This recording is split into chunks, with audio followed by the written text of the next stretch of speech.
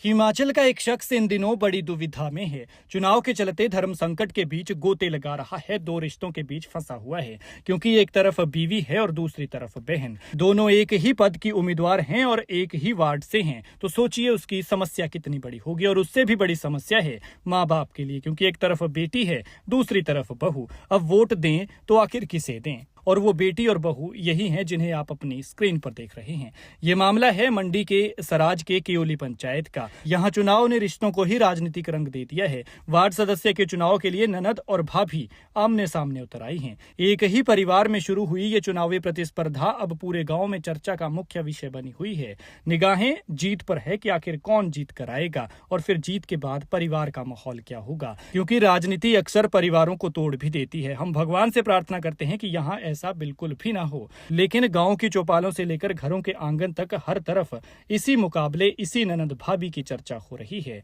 एक तरफ है ननद बीना देवी और दूसरी तरफ है उनकी भाभी खीरामणि। बीना देवी चुनाव मैदान में अपनी पकड़ मजबूत करने के लिए महिलाओं और युवाओं से लगातार संपर्क साध रही है, तो वहीं दूसरी तरफ उनकी भाभी खीरामणि भी घर घर जाकर समर्थन जुटाने में लगी है। लेकिन खीरामणि और बीना देवी के बीच गुलशन असमंजस में फंसे हुए हैं, क्योंकि एक और उनकी पत्नी खीरामणि है जिनके साथ उन्होंने जीवन बिताना है, तो दूसरी ओर उनकी सगी बहन बीना देवी हैं। यही वजह है कि परिवार के सदस्य भी खुलकर किसी एक पक्ष का समर्थन नहीं कर पा रहे हैं।